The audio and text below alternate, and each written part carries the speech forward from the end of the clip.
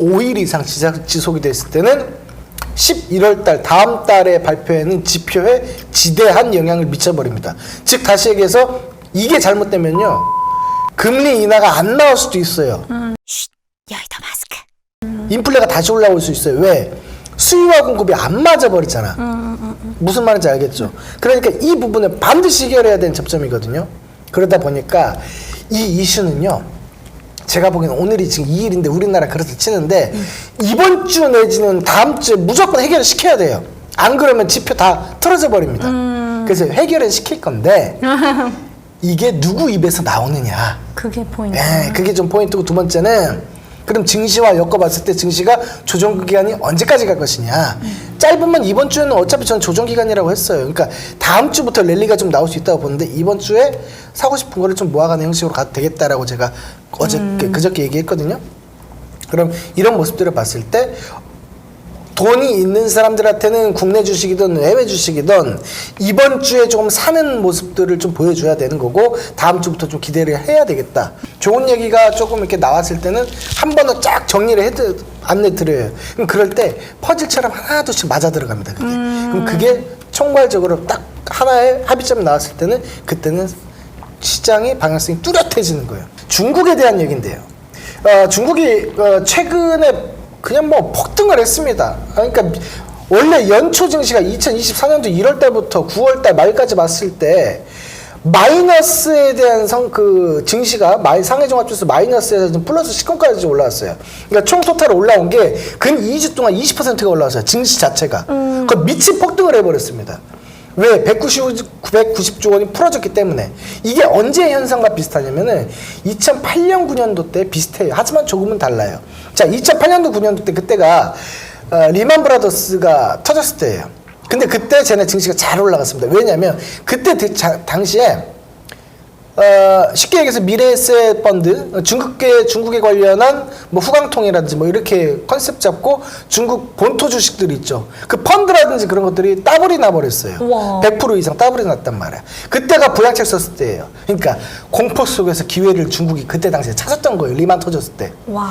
그렇게 들어갔었는데 그 당시에 내수 경기 부양한다고 부동산 경기를 활성화시키면서 부동산에 대한 비중이 굉장히 높아졌습니다. 그래서 그 영향이 지금까지 오고 있는 건데 중요한 건 뭐냐면 지금에 대한 포커스도 역시 부동산이라든지 소비재 이게 내수재에 집중돼 있단 말이에요. 그러니까 내수 경기를 살리면서 일단 기반 다지기에 들어가겠다라는 컨셉인데 이 부분이 그럼 과연 과거처럼 2008년도 9년도처럼 증시의 상승이 있을 것인가 미친 상승이 있을 것인가 그렇진 않아요. 그때는 글로벌 위기 때 돈을 투입을 해서 쫙 빨아먹었다면 지금은 글로벌 위기의 상태가 아니에요. 그리고 이에 대한 꼬꾸라짐을 잠깐 들어 올리는 거기 때문에 과거의 상승률만큼은 아니나 그래도 글로벌 증시에서는 막대한 펀드 자금을 유입을 시키면서 성장할 수 있는 가능성은 매우 크다라고 볼 수 있습니다. 그래서 제가 보기에는 그래요. 향후 6개월까지는 중국을 무조건 보셔야 돼요. 중국 보면서 하셔야 되는 거고 중국 본토 주식을 해도 된다. 다만 6개월이 넘어가면서부터는 분명히 버블은 낄 겁니다. 버블이 나올 수밖에 없어요. 일본이 잃어버린 10년이 왜 나왔냐면요. 이스라엘에서 예전에 석유 파동이 있었어요. 그때 이제 석유의 공급을 제한하겠다. 그러니까 석유를 수출을 해야 되는데 수출이 안 되니까 각 나라에서 미쳐버리는 거야. 그래서 인플레가 막 올라가는데 그래서 미국에서 어떻게 했냐면 금리를 그때 당시에 인상을 해버렸어요. 그래서 인플레이션이 그러니까 왜 금리를 인상했냐면 얘네의 달러로 어차피 석유를 공급하는 거 달러로 받아서 이것저것 해야 되는데 그 달러가 너무 올라가 버린 거야. 그러니까 달러를 잡으려다 보니까 금리를 인상했더니 이제 인플레까지 와버린 거야. 그래서 급하게 금리를 인하를 시킵니다. 근데 미국이라는 나라가 그때 당시에 그 달러로 인해서 돈을 굉장히 많이 벌었고 그게 기축정책이라고 표현을 해요. 근데 지금까지도 달러와 강세가 그래서 오는 거예요. 그때 한번 잘 잡아놓으니까 세계를 좌지우지할 수 있는 거죠. 좌지우지. 자, 그래서 이렇게 이제 미국이 패권을 잡게 되는데 어떤 현상이 벌어지냐면 미국 자국 내에서 생산하는 TV라든지 가전제품 이런 것들을 안 사요. 훨씬 좋은 나라 일본 거를 사게 됩니다. 자, 일본에서 소니라든지 자동차 도요타 이런 것들이 미국 내로 굉장히 많이 유입이 됐어요. 왜 그랬냐면 미국에서 쉽게 얘기해서 50 주고 사야 되는데 일본에서 10 주고 살 수 있는 거예요. 가성비가 너무 좋았다 이거죠. 그치, 잘 고장도 안 나고. 그렇죠. 그렇게 사다 보니까 전 세계 글로벌에서 상위 기업 55개 중에서 약 30개, 50개 중에서 약 30개가 일본 기업이었어요. 그때 당시에. 그래서 일본이 하늘 모르고 올라가면서 증시까지 빨아올리면서 미국을 꺾어버립니다. 와. 전 세계 최고의 넘버원이 돼버린 거예요. 그 당시에. 그래서 일본의 황금기가 오기 시작합니다. 그렇게 일본의 황금기가 왔는데 이제 문제가 생기는 거예요. 이제 미국이 이제 소집을 하는 거지. 야, 니네 다 와봐.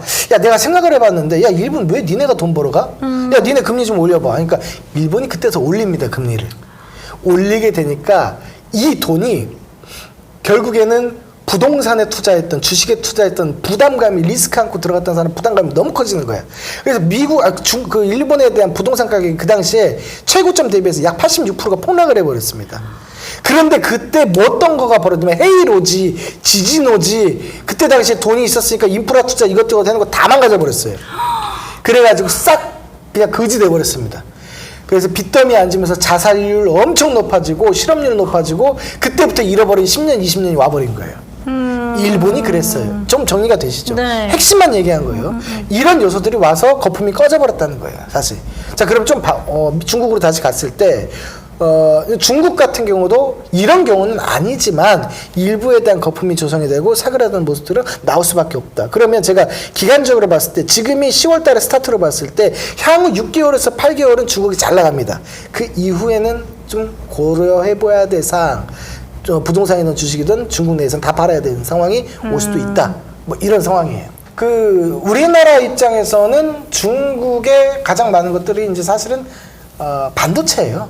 반도체가 맞는데 이제 중소기업으로 봤을 때 중소기업이 2016 기준으로 봤을 때는 의류 쪽, 화장품 쪽이라는 거죠. 그래서 제가 화장품 같은 경우도 이번에 실적 발표 시즌이 왔잖아요. 11월 중순까지 오게 되는데 여기에서 굉장히 지표가 좋게 찍힐 거란 말이야. 의류 같은 경우도 F&F라든지 필라코리아라든지 이런 회사들에 대한 주가 상승이 최근에 좀 있었어요. 그래서 이런 쪽을 좀 살펴보면서 저는 화장품 쪽을 꼭 봐야 된다고 봅니다. 실적 발표하면서 저번 분기 대비해서 폭증하는 모습들 나올 거예요. 제가 화장품 좋아한다고 했잖아요.